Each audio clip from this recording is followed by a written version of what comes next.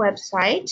So if you have friends that aren't able to log on today, they should be able to view this at a later date and time. You will be able to receive information after the fact, so feel free to access it at a later date if you want to view it again. I don't know if there's any other housekeeping things I need to tell you about at this time. If for some reason you lose audio, there is a number that you can dial in that you should have received when you registered. So you can also access the audio that way if for some reason you lose your connection throughout the presentation.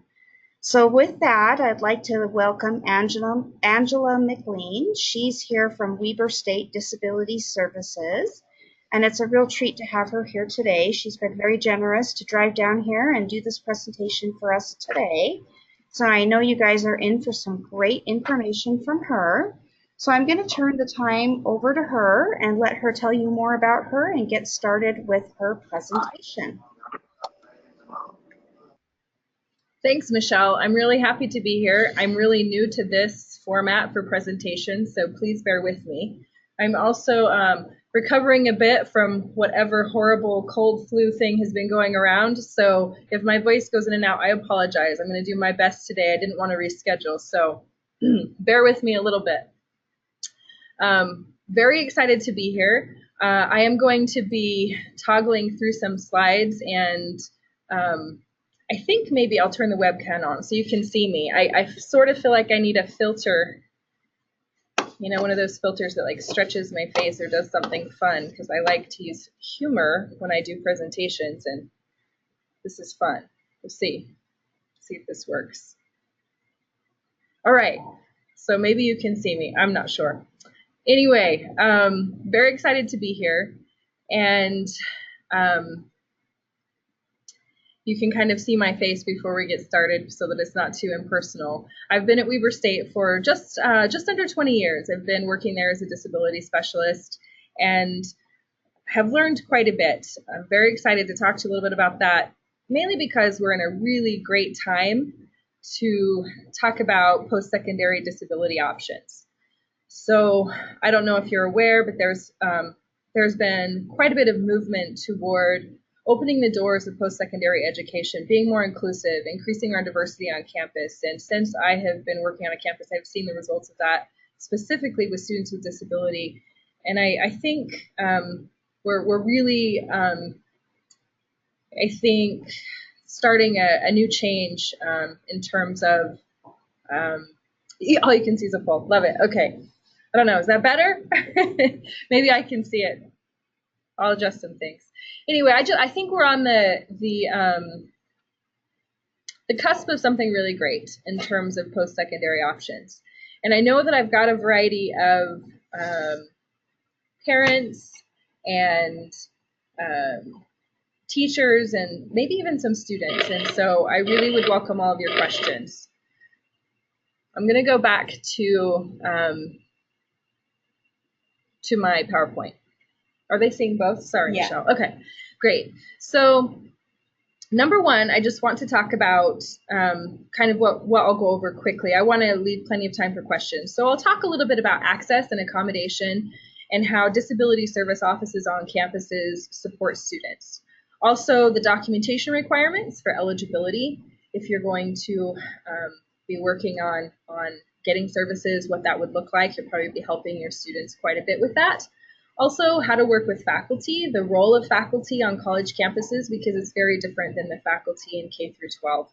Also, some resources that are the most helpful, differences between high school and college. And I want to talk a little bit about Weber State's unique program to help students in transition. It's called CATT, C-A-T-T, and it stands for Creating Achievement Through Transition. It was a volunteer program that was started by a student with a disability who wanted to reach out and help other students. So it's pretty cool. So let's start out with just disability services on campuses in general. Every post-secondary campus that receives federal funding, including federal financial aid, is obligated to have a disability service person, contact, or office. And you'll see that those offices vary across campuses.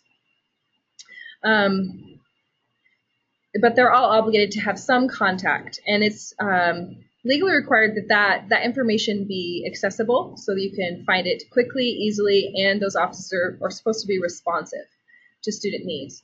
So I'm always confused when students say, well, I had no idea that you even had an office on campus, because we're on the web, we are on almost every admissions paperwork that gets sent out, at least for Weber State.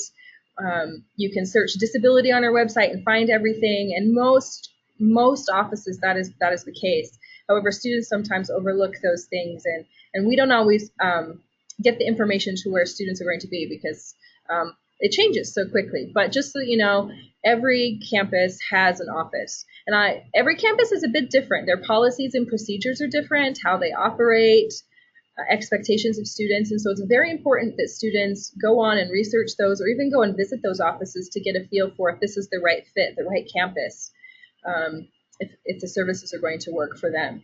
So while there are minimum expectations under the law, every office is a bit different, because every campus is a bit different, and that's one really important thing when it comes to access and accommodation for parents and students to realize, is that every campus is different. It has a different feel, it has a different mission, it has different goals. And so whether you're going to a local technology college like the DATC, the Davis Applied Technology College, or something similar, just as an example, versus Weber State University versus Salt Lake Community College. Sorry, I guess my face isn't showing, so I'm not sure. It must be on the back camera or something, so apologize for that. But I'll keep talking because I don't want to waste too much time. So it's really important to do some research and make sure that the mission of the institution that you would like to attend actually fits your mission and purpose. And sometimes that takes some exploration. So you can do that by going to the website, going and visiting, looking at the mission of the institution, and looking at the kinds of programs under the college catalog that specific institution has. So many students will come and say, oh, I want to go into welding. And I have to remind them that Weber State, while we have some aspects of welding, you're probably not going to be certified as a welder by going to Weber State. That would probably be better at a technology college. So that's the number one thing when you're anticipating post-secondary education, is to think of all of the different options out there for post-secondary education. Even within an institution, students can participate in a variety of ways. Some parents think that, in order to go to a college, my student has to be fully matriculated, 4 years, degree seeking, and that if that doesn't happen, that's not a successful experience. And what we know is that students find success in a variety of ways, and anything from certificate programs to 2 to 4 years, there are a lot of good options. So just kind of an introduction to post-secondary ed, and to think about the many options just at Weber State, because Weber State's open enrollment, there's quite a few options for students to come and try things out without having to be fully matriculated or go through the admissions process. There is an admissions process, but it's not as rigorous as other institutions. So I would really encourage you, if you're thinking about post-secondary ed, which you should be, everyone should be thinking about post-secondary education, whether you're a student or a parent. However, look at the options that are out there. So I'm going to start in just to give you an idea on the PowerPoint. So we talked a little bit about every office having obligations. The reason we exist is because it's unlawful to discriminate because of disability. And this seems pretty straightforward. But in post-secondary education, even through the 70s, it was not uncommon to hear that someone couldn't come just because they had a disability, even if it wasn't a disability that related anyway to their learning. That was pretty common thinking, and so that lingers. That thinking lingers in stereotypes or in stigma, and so we work very hard on a college campus to really work against that idea that disability would exclude you from even trying a college education. The other reason we exist is that students often need accommodation, which means that for that experience to be meaningful, to have it be a truly equal opportunity, then they need to be able to request individualized accommodations for campus programs, activities, or services. And many people don't understand. It's not just the classroom. We're not just talking about ramps to get in, but also materials in the classroom, learning environment, tutoring, and all of the other things that come with post-secondary education. Just to kind of go through, this is the disability service framework that we use when we're looking at eligibility or kind of this question of disability. And there's many different things out there about disability. Obviously, in terms of access, we would love for the campus experience to just automatically be accessible to everyone, universal design, everything works, but unfortunately it isn't the case. And right now, the law really puts a lot of responsibility and accountability on the student to request accommodations, to prove that they're eligible. And until that changes, that's really how disability service offices, that their framework is built around that legal situation. So, is the student disabled is the number one question we'll ask. Obviously, a student has to come in and claim disability status. So we can't do that without knowing. The second is, does the student's documentation meet guidelines? And our guidelines, this has changed so much in the past 10 to 20 years that I've been working in the field that it's important to always check and find out what documentation is needed. And institutions are supposed to put that very clearly on the website, and ours is that way. Then, is the request directly linked to the underlying disability? Often students will make requests for accommodations that are not specifically linked to disability. Yes, it would be a nice thing to do, but is it actually linked to the disability? Also, does the documentation actually support that requested accommodation? Or is it just, again, a nice thing to do? Was the request made timely? Was it actually made, first of all, and was it timely? This often happens. Oh, I need to retake 3 tests, or I need to retake a class because I needed an accommodation. And we're like, yes, indeed, you'll retake the class. And so we always encourage students to do this before semesters begin, before classes start. But that's not always the case, and we do our best as we go on. And is the request necessary to enable a student to access the program, activity, or service? And this is a hard one. We're not in the business of improving students' grades or making it the ideal situation, but actually looking at a necessary accommodation based on disability. And is the request appropriate? So this is a really hard thing, and I'm not going to get into it because most of it's pretty legal, but is the student otherwise qualified? Which means the student has to be able to meet the qualifications of a program. And that continues throughout a program. So if the student's doing fine in general education, but all of a sudden starts failing classes in their programs such as nursing, and it's because they're just not understanding the material, then we try to do as many accommodations as we can that would support the student. But if they cannot pass the class, then they cannot pass and they're not qualified to be there. And that's a big change between K through 12 and higher education. Also, direct threat and undue burden, but we generally don't get into those too often, especially the undue burden financially or administratively, because institutions of higher education have quite a bit of funding. So it's hard for us to say, oh, we can't do that for a student because it's too expensive or something like that. So that's kind of the framework, and it's kind of tricky, but basically students are eligible if they have a physical or mental impairment, including health impairments that substantially limit a major life activity. Pretty broad definition, but that's what we're working with. So there might be like presumptive disabilities that we just kind of automatically, yeah, if you have this diagnosis, most likely you're disabled. It's most likely severe enough that you have a disability. But it's an individualized law, and so there is no list of like, if you have this, then you get these accommodations. It's very individual, and we look at the situation of each individual student. So even with an IEP or a 504 plan coming in, we have to look at the new environment and what major life activities might be affected and what the essential elements of a program are, and we have to find a new accommodation plan. So that doesn't mean that everything won't follow from an IEP or a 504 plan. It means the environment has changed and the requirements of the university may be a bit different, and so we have to look at that anew and evaluate that request in the IEP or 504 and make sure that it's reasonable in the new situation. So a good example of this is students often request because of issues with concentration or sleeping and fatigue, some of these major life activities that are on this list. Because of that, I may miss class on occasion, or I may need extensions on my assignments. Seems pretty reasonable on the outset that, yeah, we should be flexible. If students have these issues and they're communicating with their faculty members, then why not? Why isn't that reasonable?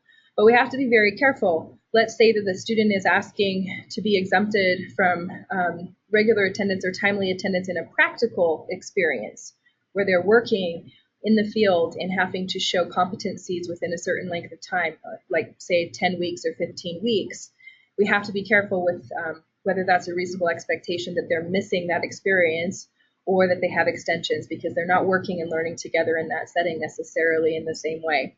So those are times where that may not be a reasonable accommodation. The other thing is the environment has changed. So if you're only going to attend class 1 hour, maybe 3 days a week, and even as a full-time student, you may only have 12 hours a week that you're required to be in class, then you have more time to work on your assignments and to spend the time that you need. And you can also elect to take fewer classes than that. So if the student's asking for exemptions on attendance or late assignments, it's very different from a K through 12 environment where a student is in class from 8 to 3 or 8 to 4 every day, and there's not a lot of flexibility, not a lot of time for homework afterwards. It may be reasonable to have exceptions for late work then, but not necessarily in a college environment where you have a little bit more time to manage on your own versus in the school. So that's just one example of environment. Up to this point, are there any questions on what I've said or thoughts, things you'd like me to cover? I haven't seen anything come across, but. And again, if you have questions, feel free to type them into your chat box so we can address them. All right, so I'm going to keep moving on. So these are the major life activities, just that we, obviously the things very basic like breathing and speaking and hearing, accommodations would match that, maybe a sign language interpreter or being able to take breaks during testing if you have to have some medical, a medical break or something like that for breathing treatment, anything like that. But what we focus on is the academic needs. So in K through 12, many of these major life activities, limitations related to them, are accommodated. So being able to eat, to breathe, some other bodily functions, and caring for oneself, those sorts of things, lifting, standing, they need to be accommodated even on a personal level K through 12. When you transition into the college level or into the employment level as an adult, those personal needs have to be met individually instead of by the institution. There's no legal mandate that those things be accommodated. So all students are responsible for their own transportation, medical needs, even their own understanding of the material is considered a personal need. So tutoring is considered a personal thing that's not necessarily an accommodation. And that's very confusing when K through 12 that has been the case, and it changes. And so it doesn't mean that students can't participate in post-secondary education, but that institution is not legally obligated to provide those personal needs, personal accommodations. And so students have to go to outside sources, and it's very important that they connect with those outside agencies that provide personal assistance, whether it's through state funding or personal funding. That's necessary for success in that environment, and the institution's not required by law to provide it. So, of course, this is a big issue because we know that access to those resources really can be an impediment for students, and so we do help refer to agencies and try to help students connect with agencies, but also in that transition, it's important to reach out to agencies like Vocational Rehabilitation and Center for People with Disabilities and other agencies that can help, and family. Unfortunately, again, family is a big part of that. So questions about that, the personal accommodations? Any thoughts or issues with that? It's a major change from public school to higher education. All right, so we'll keep going. How much documentation do I need? This is one of the questions I get over and over. What are the documentation requirements? And it depends. That's the best way that I can say it. Is my IEP good enough? Is my 504 good enough? How recent does this need to be? It really depends. First, I have to have enough that I can actually see that this is an individual with a disability. A question often comes up about this. What is the standard? And that really depends on the disability. The number one thing that we look at in terms of documentation, and this gets overlooked quite a bit, is the student's own narrative. This is the most important part of establishing need under disability law, is the student's narrative. What is that they can actually explain what their disability is and what they need or what they're requesting and why. So it's important that the student is familiar with their disability. Sometimes I have students come and they're in the office and I have an appointment with them and their parent, and the parent's doing quite a bit of the talking, and I say to the student, what is your disability? And they're like, oh, I have a disability. And I'm thinking, how did you know to come here today? That's on my office door. So we definitely need to be preparing our students for that conversation, that they're comfortable with, that they have a disability, that they're making a request, and that's okay, that they own that they have strengths and weaknesses, and they can work with that. So that's the number one thing about documentation. What is the problem with the student narrative, however, is that students often struggle to articulate what they need. They don't always have a great understanding. And sometimes the disability itself impairs their ability to give a narrative of the disability. And so that's when documentation to support that need comes into play. Documentation is also required to just establish that there's a history of using services and accommodations. So yes, an IEP, a 504 plan, is an excellent source of establishing that history. However, if there's something different in terms of the environment or different needs the student may have in that post-secondary setting, then we may require more documentation. This often comes up with hidden disabilities. So how, in terms of hidden disabilities, the documentation can be a bit more extensive simply because it's harder to see. There needs to be a little bit more evidence of why this is needed in to make that to make something accessible or to accommodate. So generally, I say with any kind of emotional disability, it's good to have something within 3 to 5 years and an actual history, not just a one time I went to the emergency room and I have anxiety, I had a panic attack, and so this is a disability. No, we need to see a history that this is ongoing or that the student is investigating that it may be ongoing before we just say, yeah, this is disability and you can, have this accommodation. Also, learning disabilities, it's very, very important that we have that full evaluation of what's going on with that learning disability because they're so very different, one person to the next in terms of their limitations.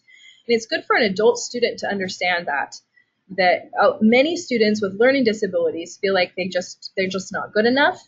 They're just too slow, they just can't handle it, they're not smart enough. And what we find with a full learning evaluation is that there are strengths and weaknesses, every student has them, and it's really eye-opening for the student to meet with a professional, to have a learning evaluation, usually a psychologist who specializes in that, to kind of understand a bit more about that disability, and it gives them kind of a breath of relief to find out, what is really going on, why am I being considered disabled?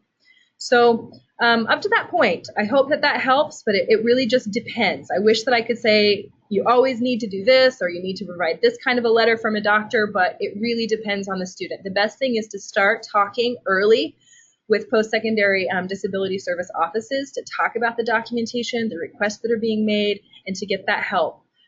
There's no what can I get, right now that'll cover my student forever, ongoing. It moves, it depends on the request, and it's very individual. So I have a few questions coming up. Let me see what we've got. Tutoring as an accommodation. Tutoring referrals from a disability office or a service. Definitely a service that's provided in all higher education settings, a great service. But tutoring is not necessarily an academic accommodation that's legally mandated under ADA. So it may be an accommodation or treated as such in K through 12, but after that, it's seen as a personal need. And so individual tutoring is not necessarily an accommodation. It's kind of tricky, but being able to understand, rehearse, study, that is a personal need a student has, and so institutions are not obligated to provide that. However, there's quite a bit of tutoring on campuses. We refer students to all the services, and there's actually some money that comes from the federal government through TRIO programs and other programs that specifically cater to individuals with disabilities as a group, but we don't view it as an accommodation request. It's a service. So hopefully that answers that question. Also, you need to request a 508 when you graduate from high school, different from a 504. I'm not really familiar with 508. I would have to know a lot more about your son and what his situation is, but I can say if he needs an accommodation, then he should come and see us. We mostly work with 504 plans and ADA, so Section 504 of the Rehab Act. 508, I think, I'm not specific. I wish I had my, I should Google it, but I believe it applies more to technology and to electronic access. And so as far as I have seen with 508, it applies to like captioning and making sure there's accessibility in websites and things like that. But I would be happy to talk more to you about it. If you wanted to email me on my website, you can find my contact info and I can look into it specifically. So anyway, that's documentation. I know it's confusing, but the best thing to do is to gather your documentation, make sure your student is familiar with their disability, gather what you have from the high school, make sure the student is participating and understanding the disability, and then meeting with a disability specialist in higher ed as quickly as possible, even before graduation. Up to a year before graduation, most institutions will assist in that process of getting the documentation in place before that transition happens. I work with students even as juniors to do that. So that's really important to just start the conversation. Some tips about that. Making sure students are engaged in the IEP development and process, especially their junior and senior year. What accommodations are you actually using? What are you going to need? How can we anticipate preparing you for the next level of education? Too often, some of the accommodations that are included in 504 IEP plans are not effective accommodations in higher ed, or they're not effective in helping a student get to a higher education environment. So if part of the accommodation is an adjustment to the actual curriculum, a lowering of the curriculum standard, so the student doesn't have to learn as much math or can use a calculator to do any math, things like that, that could be viewed as maybe not preparing them the best way for college. And I know that there's a lot of conversation about that, but it's good to be talking to those post-secondary education advisors early if students have any accommodations or services that change the curriculum or have been adapted, because that may be an issue. And that may be a case where a student is looking at a very particular program in higher education that may not require extensive math or something like that, if that has been the case. So it's not that it's a no, it just definitely puts the student on a different track, and we have to be mindful when we make accommodations in K through 12 that they may not be effective in preparing a student for post-secondary education. And there's a lot of conversation about that. We can have a whole webinar just on that, but it's important to remember. Some of the ones that I often see are accommodations around time management, attendance, preparing students for deadlines and meeting deadlines and tracking their own time. And the purpose of an accommodation for that would be to help the student learn and manage and to request those similar accommodations or to communicate with faculty in higher ed about those things. So yes, students do have to work with faculty. Once they graduate, they are in the driver's seat. They are the ones that push the accommodation forward. So their narrative is important to help determine what accommodations they're going to request and need. That their understanding of their documentation and ability to provide that, they actually need to request the accommodation of the faculty and through the disability service centers on campus. So students must be engaged in the process and be supported in that they can do it, that it's possible, and that they feel good about it. So that's really, really important in terms of preparing students and their role to determine and advocate for themselves in the next level. Of course, disability offices and advisors help with that. Of course, we talk about best ways to approach faculty. Of course, we provide verification letters and assistance in that process, but the student is the one in charge of that. And parents and assistants and coaches and aides and mentors and even disability office folks generally do not get involved in that conversation between a student and faculty unless there needs to be a negotiation, or there's been a denial, or there's a problem or something, and then we kind of get involved in that. So, and even then, parents generally not. Generally, I'll get a call from parents, and then I work with the student on things. So anyway, I hope that's helpful. We can talk about more questions you have about that. Let's keep moving. I'm kind of stuck here. Let's see. There we go. Okay, so it's really important to understand differences between accessibility and accommodation. accessibility is really this idea that we can make this environment as usable for as many people as possible, and there's legal obligations for that. And so campuses are really working on barriers to, the environment, communication, technology, admissions, all those things. And we're focusing on inclusivity and appreciation for diversity. And like I say, I think we're in a great time in terms of campuses really beginning to understand the value of having individuals with disabilities on campus. They bring a different perspective. Just recently, I've begun teaching English 1010, an introductory composition class, and it has been very fun to try to make my class as accessible as possible, but all the materials are in multiple formats, audio and visual and print, and that I'm working on deadlines, how to set up deadlines that are effective for students, and appreciating that not everyone learns to read and write at the same level or at the same speed, but that doesn't mean that's not a valuable experience in the classroom and that they can't add to the experience of everyone else in the classroom. It's been very fun, and I've been very supported on my college campus in making those adjustments and in having conversations with setting up a curriculum, which wasn't the case, I would say, 15 years ago. 15 years ago, it was kind of like, well, we have to do this. It's a law, we have to do it, and it's kind of a pain, and really should students be here if they can't deal with life? And it's changed quite a bit, and I think that's a lot to do with parents and students and also disability service providers on campuses who are trying to move that conversation forward. But what we know is that there's gaps in that we can't always make everything accessible for everyone. So we have to make accommodation, and that's that agreement, arrangement, adaptation. Some people call it a special service designed to meet the need of an individual. And that's why the documentation and student narrative is so important, because it's so individual. And we have to negotiate that, and that is the role of the disability support services on campus, is to negotiate accommodations and to increase accessibility wherever possible. So that's kind of hard. Some people believe that the Disability Service Center on campus is like an advocacy group for individuals or students with disabilities. Not necessarily. We're there more to protect the campus from liability than to necessarily be advocating for students. Many of us do both. We try to balance both. But really, it's that legal obligation to keep the university from getting in trouble and to increase diversity as much as possible and inclusivity. So kind of tricky, but if it's not accessible, then the student has a responsibility to make a request of the faculty and to go through the process through a disability service office.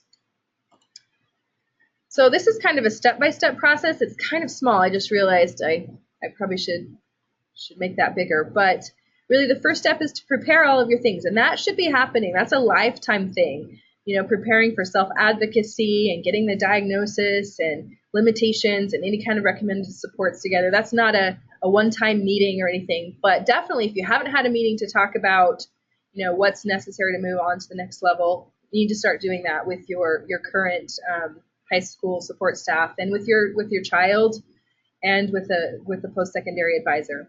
The second is to actually request the accommodations. Meet with someone in a disability office, make those requests, discuss them, come up with a plan, and that can take over a year even to find a sweet spot, I guess, with the student, what they're comfortable with, what they need. And so it's okay to start talking about this, but it also can change. It's very fluid and very flexible. In post-secondary ed, I may make a change to a student's accommodation plan day to day or week to week, month to month, and some I don't change at all. They come in with a plan and it works, and they use that the entire time they're at the university. So just so you know, it's flexible. The student can come in and discuss that or work with faculty in our office, and it's pretty seamless if the student's engaged in the process and there's a reasonable request.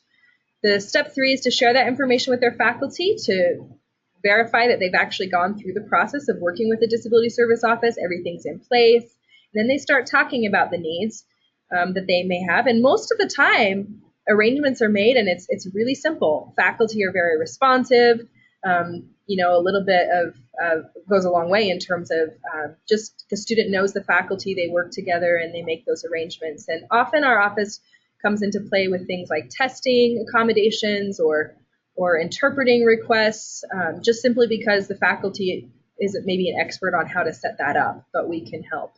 And then the student uses the accommodation, and this at any point we can go back through the steps. They're not linear. It's not like you do this and then you do this and you do this. It can happen anywhere in between. We can go back through this process. So just if you want to look at that, any questions about the process? All right. Faculty have very specific roles and obligations to meet as well, that they should respond to students and follow proper steps. And so our office does get involved if a faculty does not respond.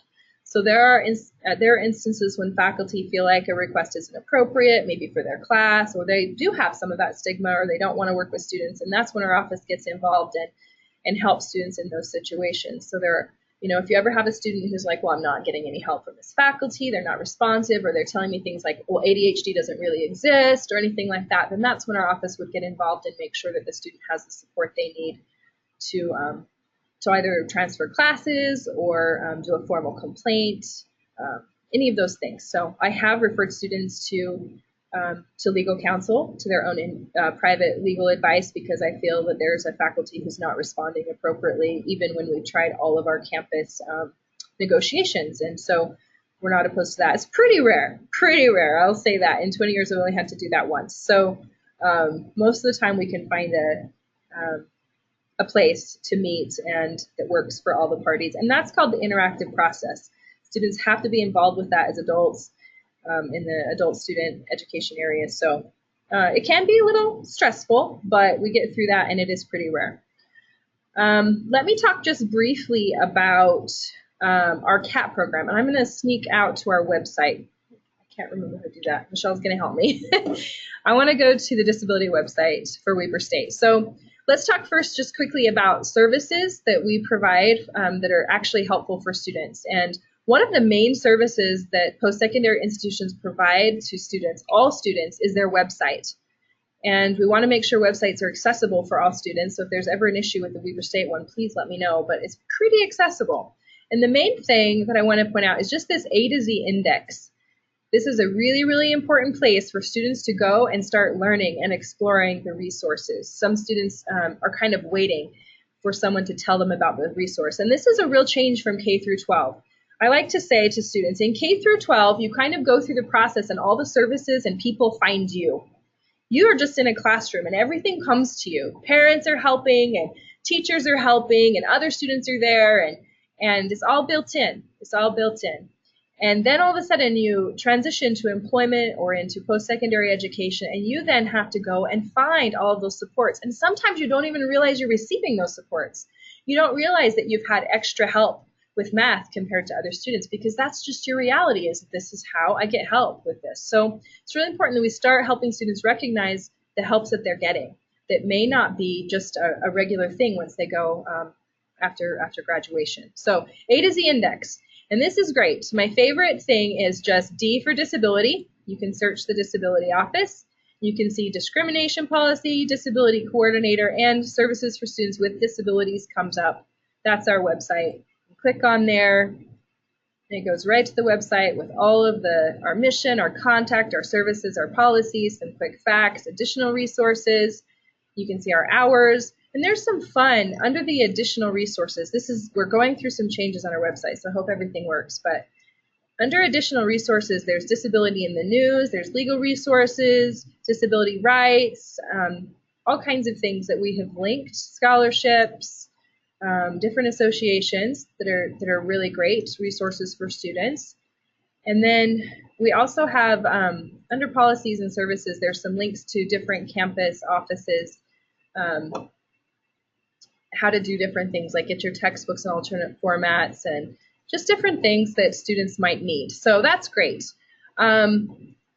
It's important that students go in and kind of mess around. So that's disability. But let's go through A to Z index. Somebody already brought up tutoring. I'm concerned about tutoring.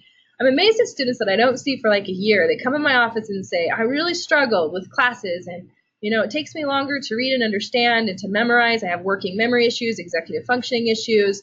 I say, well, have you ever looked into tutoring? And they're like, well, how do I do that? You go to T on the website, you search tutoring, and look at all this stuff that's here. So when we click on tutoring services for Weber State, here are all the different offices on campus that provide tutoring. There's appointment tutoring and drop-in tutoring. There's supplemental instruction, all kinds of things. And I told you about student support services, and our TRIO program actually is a grant program, not just at Weber State, but almost every institution can apply for this grant, and many do, that primarily supports first-generation low-income students and students with disabilities. I'm not sure why that's not on there, but that's actually one of their eligibility requirements. So you can see there's tutoring, book loans, grant aid, so definitely something you want to pay attention to if you're a student with a disability or a parent who wants to help their student. Also under tutoring, tutoring services, there is the Writing Center. Two things I always highlight for students are the Math Tutoring Center and the Writing Center. There's tutoring available whether you are in a writing class or a math class. You can still go there and get tutoring in those subjects. So say you're taking an earthquakes and volcanoes class and all of a sudden a module pops up on, scientific notation and you can't remember that or you struggle with that math. You can go to the Math Tutoring Center and get help. Same with the Writing Center. We'll just click on that one. Go to the Writing Center and all different things there. You can talk to the tutor about your papers. You can actually submit papers online. It's for any type of writing. It can be by drop-in or appointment, and it's free. There's even online, like I said, where you can submit a paper online. Many students have some social anxiety about meeting about their writing. They already know they struggle with writing, and then they have to go meet with someone about it. So sometimes that's a great way to start, is online tutoring. So those hours are there, and they're all trained. I actually do a really in-depth training for our tutors on campus, any of the tutors in any of these centers, on working with students with disabilities, being open, and they are fantastic. They are so willing to adjust what they do and learn how to work with someone who has maybe a writing disorder or a reading disorder or dyslexia type of symptoms like that. So anyway, they're great, and that's just one example. Other places in this index, students really should just come in here and kind of goof around a little bit. I think that's the best. W for wellness. If the student goes to wellness, if I can find it now, wellness program for students. Our university and most institutions have a wellness coordinator that talks about all different kinds of wellness, including intellectual, emotional, social, environmental, financial, physical, spiritual. And students can go to any of these wellness activities or actually have a wellness coach. They can go and meet with a wellness mentor and talk about this. So I'm really struggling, I'm really anxious about talking to people. I want to set some goals for myself to get better at this, or I want to get to know other people. You can, that's part of social wellness. I'm trying to balance work and school. It's not going well. I have time management issues, or I'm struggling with that.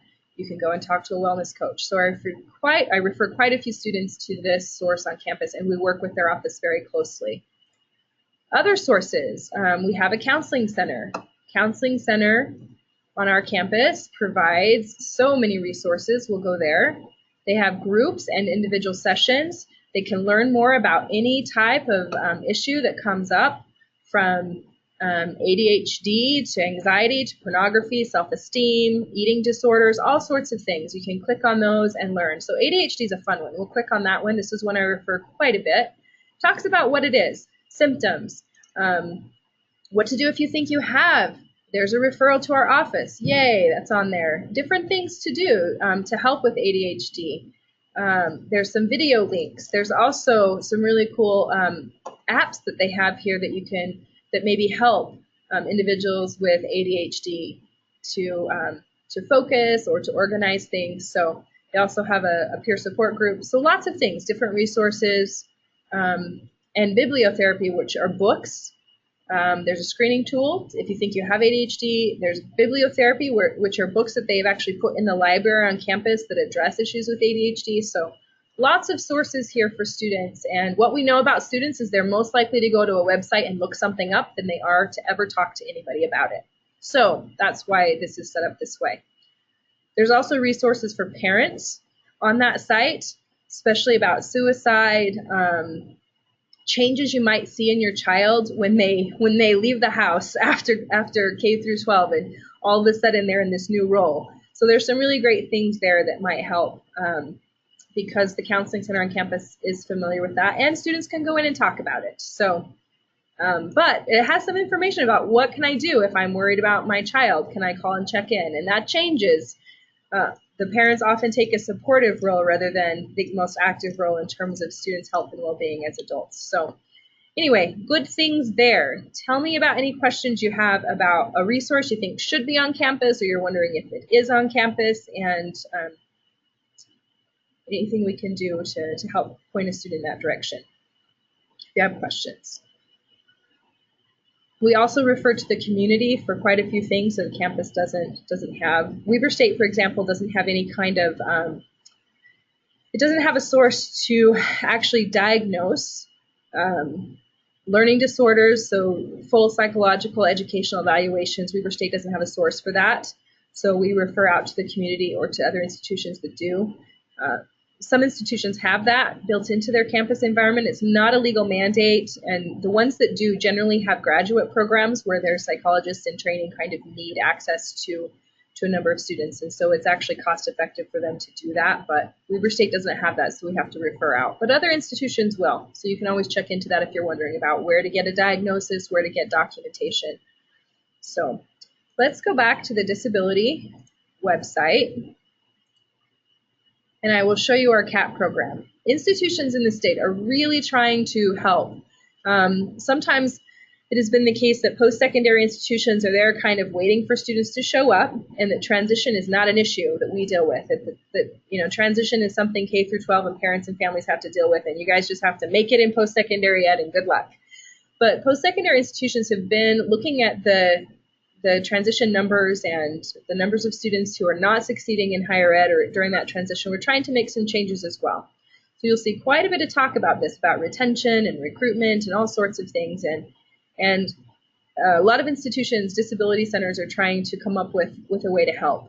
So you'll see programs directly targeting students with intellectual disability at some of our institutions. You'll see programs that target students who are on the spectrum that have autism. You'll see programs that target students who want to get into grad programs like med school or law school. And so there's quite a bit that we're doing in terms of specialized programs to help with transition. Ours is called Creating Achievement Through Transition, so we'll click on that. And this is a website that's completely ran by students. This program is completely student run. It's ran by students with disabilities for students with disabilities. And the mission is to help identify students who are kind of motivated to go to college, but they're a little bit worried about it. Maybe they're kind of stressed about that, and to say, hey, I stress too, and I can help you, and I want to mentor you through the process. So to positively influence their success. So when we first started, it was simply we assigned a few volunteer mentors to incoming students who asked for a mentor, and that went okay. It seemed to help, but students still struggled. So then we set up kind of a regular meeting plan once a month, or regular check-in times for those peers, and that seemed to do a bit better. Then we've been working with our local school districts. So for us, that's Davis School District, Weber and Ogden School Districts, to actually help students who are juniors and seniors come and have positive experiences on the college campus with our CATT peer guides. So they start talking to them when they're a junior before they're even anticipating. Some students are like, nope, college is not for me. I'm just going to barely graduate. And then they come and they have these visits on campus with our CATT students, and they realize that, yeah, this is for me. And this is a reason to not just barely graduate, but to actually work hard and learn more math and do better with my time management and all those things, because I really want to be in this environment. And some of these are students who have moderate learning disabilities who think, nope, reading, writing, math, not for me, no more of this. And they come and they talk to students who have similar limitations, and they realize that it's doable, it's possible, and it's a place they want to be. And that's really our goal with the program. And we haven't really had a lot of assessment yet, because what we know is it takes about 5 years to really assess whether we're seeing a good turnaround. But we're already seeing a lot of positive experiences with juniors and seniors who are continuing. And one of the biggest things we've seen is an increase in our number of concurrent enrollment students. So high school students with disabilities who have IEPs or 504 plans who are already engaging in the college work through concurrent enrollment classes, because they know they can do it and they can have that support. So that's been one thing that we've seen. So this is just it's a peer mentoring program, and if you have a student who's a junior or senior, even if they're not in those school districts, it's a good time to have them come in and either sign up for a Wildcat Experience Day or register as a CATT student to get involved. So really great things going on. And these students have fun together. They go out and do service projects together, they go bowling, and of course, while they do those things, they talk about school. And they talk about how do you deal with a faculty who's grumpy, or how do you set up your accommodations, or things like that. And it's really, I think, helpful. Well, we set it out purposely. We wanted students to just pass their classes. That was the goal, to do better in their classes, to have more students come. What we found is that social experience, connecting with other people, is so powerful.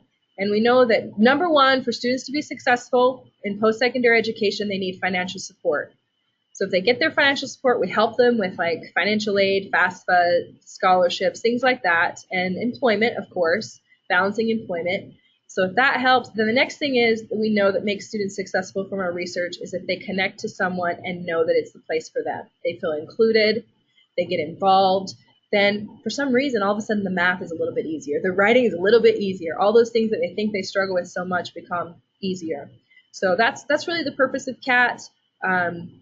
You can go in and look at the calendar. It looks like for right now, they haven't put the titles of all of the events, but the students feed this, so I have to get on those student leaders and say, hey, your meetings are there, but we don't know what they're about, so get that updated. But they're really fun. Students who, they have a similar experience. They sit around in a circle for one of the early meetings and talk about disability and what it means to them.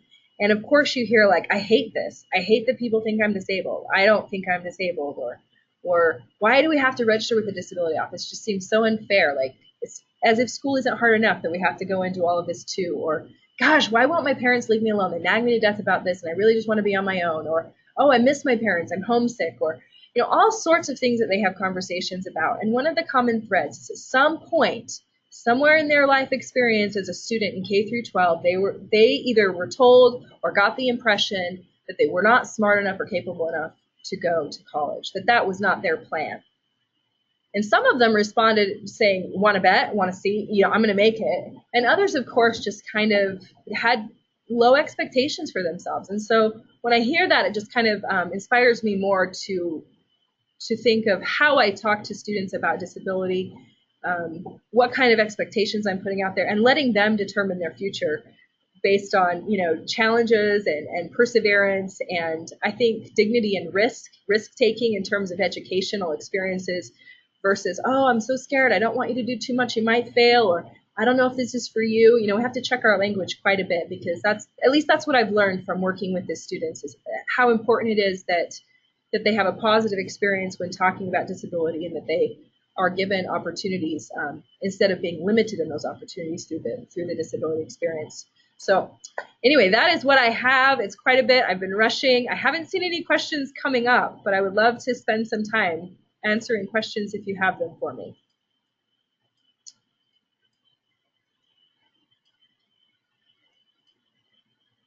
Postgraduate education, yes, all of this applies to graduate, postgraduate, yes, all of it applies. Do other schools like USU have the same things? Yes, they do. Let's see. Now, not being able to know if my son would be able to accomplish a higher education is a problem itself. You know, it is. It's a problem. What if he can't accomplish it? I would say, let him try. Let's see. I didn't know if I could accomplish it when I went either. And man, I learned a lot about myself, things that I had to push myself further on. And I think that we can't take that opportunity, that full educational experience, away from individuals with disability. So what if it doesn't go well? Well, you learn something. You work for a while and you try again later. And that's what we see with students.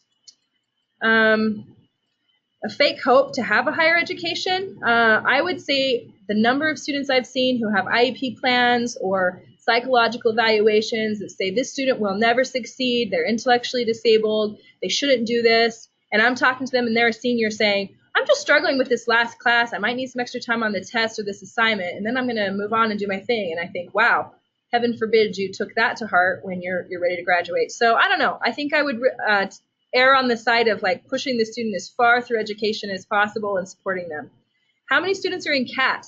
Right now we have 80 students on the list. We started with 3.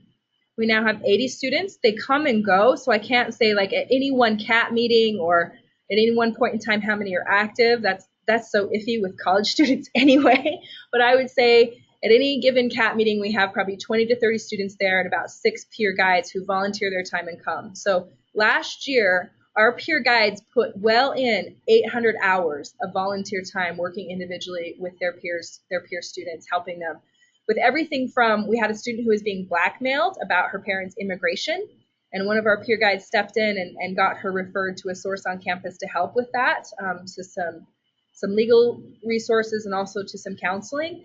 And we've had simple as like, I'm struggling in this earthquakes and volcanoes class. Oh, I took that class too. Let's sit and chat about it, and I can show you what worked for me. So that's really helpful. Let's see. Yeah, hopefully, I've given you some tools. Let's see if I've missed anything. We have a handout at the Parent Center that kind of aligns with what we've talked about today. So I will send that out to everybody that registered in the next few days. It just has all the contacts for the Disability Resource Centers, information about financial aid and scholarships, information about resources on campuses. So I will get that out to all of you as well. It just kind of puts together a lot of the information we've discussed. It has information for the CATT program and other disability-specific programs on other campuses as well. So hopefully that's useful to all of you guys. Yeah, just to wrap up, a final thing is just be aware that there's so many post-secondary education opportunities. So I just talked with a student this morning who is very worried. I have an intellectual disability. I don't know if this is for me. And we chatted a little bit. Their parent was there. And the student decided to take some community education classes on cooking, healthy cooking that Weaver State offers. It's like a 6-week class. It costs $45. And that's a great start. And of course, the student will have accommodations through our office, even in a class like that. So anyway, keep an open mind to all kinds of post-secondary. And we work together with the Parent Center, and I can help refer to any of those other programs that come on the list if you want to reach out to me personally with my email through my website. Okay, well, thank you everybody so much for coming. We appreciate your time, and we hope you enjoyed the webinar. Feel free to reach out to us for further questions, and we will get that additional resource sheet out to you. Thanks again for your time, and we appreciate your attendance today. Have a good afternoon.